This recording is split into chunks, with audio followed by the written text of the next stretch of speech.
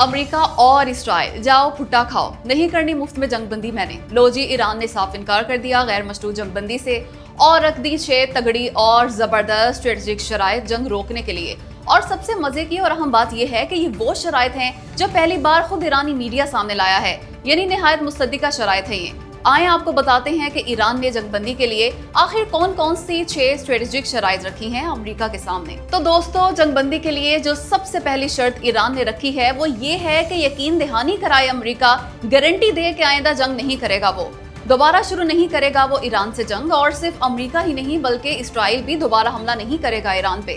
امریکہ اسرائیل کو ایران پہ حملے سے روکے گا، اعلانیہ اور غیر اعلانیہ ساتھ نہیں دے گا ایران کے خلاف اسرائیل کا۔ مطلب نہ تو کھل کے مدد کرے گا امریکہ اسرائیل کی ایران کے خلاف، اور نہ ہی چھپ چھپا کے، اور یہ سب کرنے کی گارنٹی دینا ہوگی امریکہ بہادر کو، بھلے ہی امریکہ کی گارنٹی اقوام متحدہ دے یا پھر امریکہ کے دوست ممالک یا پھر امریکی کانگریس۔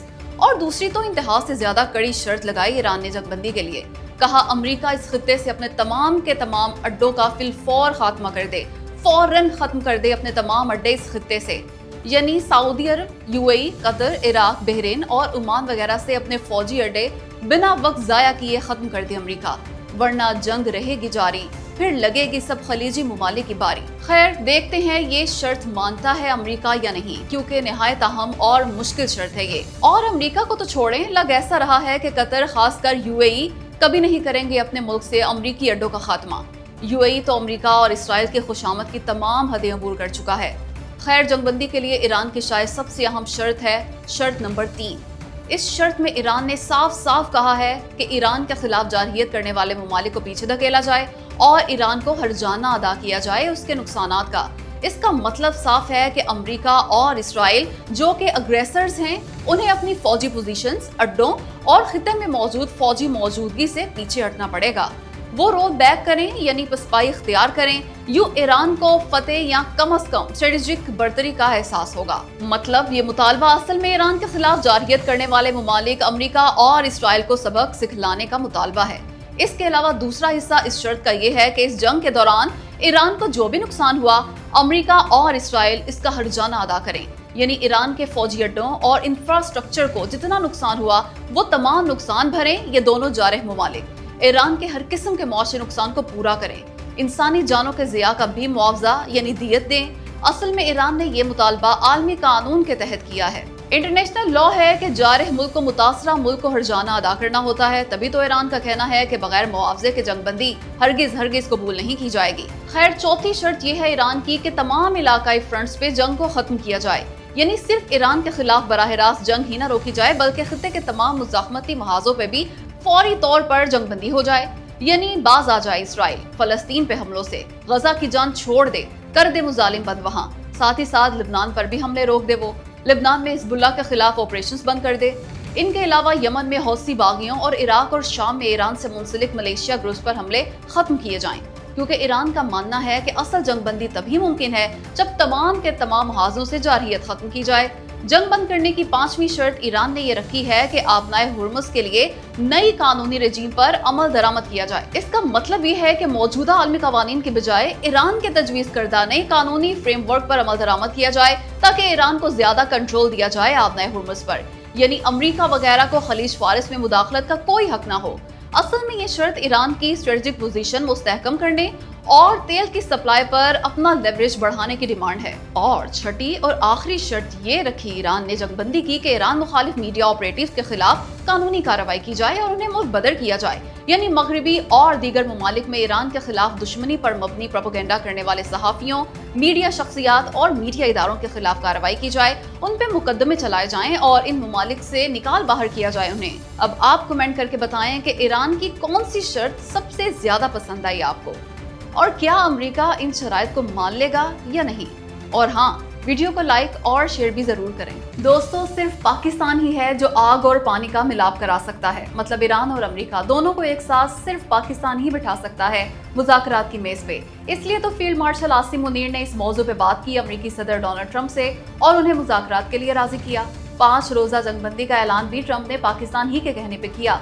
अब तो इस टेलीफोनिक गुफ्तगू की खुद व्हाइट हाउस ने भी तस्दीक कर दी है। जबकि ईरान के सदर से बातचीत की हमारे वजीर आजम शहबाज शरीफ और नायब वजीर आजम और वजीर खारजा इसहाक डार ने। भले ही आर्जी जंग बंदी के ऐलान के बावजूद इसराइल ने ईरान के अहम तवानाई इंफ्रास्ट्रक्चर पर फिजाई हमले किए, ईरान के भी इसराइल पे हमले जारी हैं, मगर फिर भी दोनों मुमालिक पाकिस्तान में मुज़ाकरात जरूर करेंगे और जैसे ही शुरू होंगे उनके मुज़ाकरात, पाकिस्तान आर्जी जंगबंदी करवा लेगा उनसे मुज़ाकरात के दौरान, और फिर ये खुद भी मुकम्मल जंगबंदी का फैसला करके ही उठेंगे।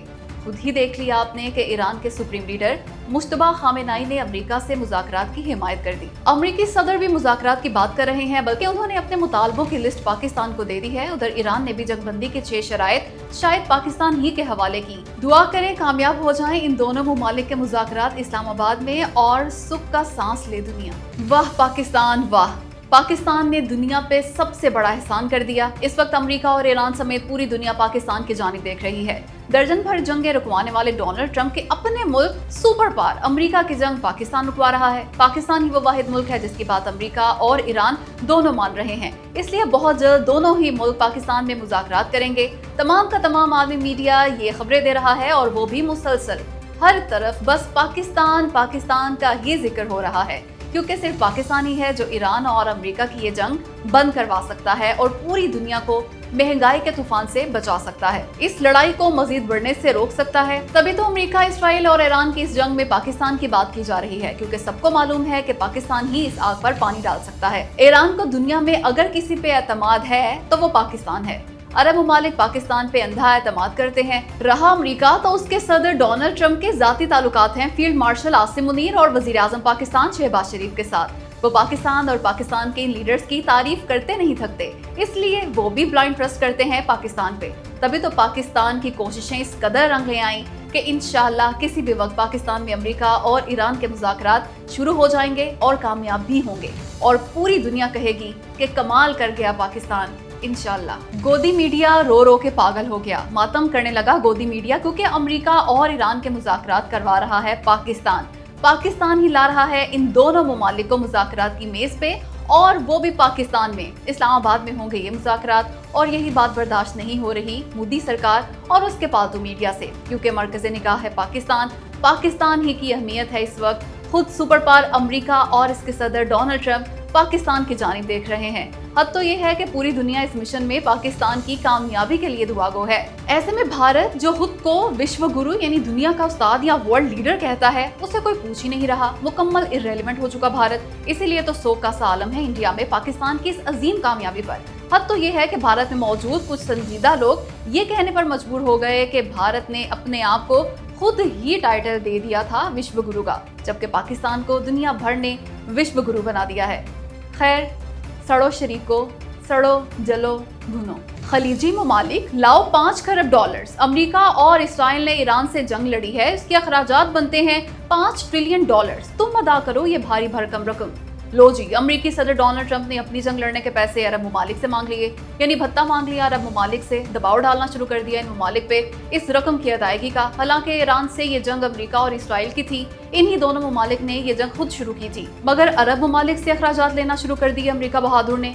होना तो ये चाहिए था कि अपनी इस जंग में अरब मुमालिक में मौजूद अमरीकी अड्डे इस्तेमाल करने पर अमेरिका बहादुर पैसा देता इन मुमालिक को, किराया अदा करता उन्हें नड्डों का, मगर किरायादार ने तो मालिक मकान से ही किराया मांग लिया।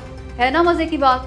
खैर, अमेरिका की अरब मुमालिक से $5 ट्रिलियन मांगने वाली यह खबर दुरुस्त नहीं लगती, क्योंकि अभी तक सिर्फ एक ओमानी सहाफी ने बीबीसी को दिए गए इंटरव्यू में ये दावा किया।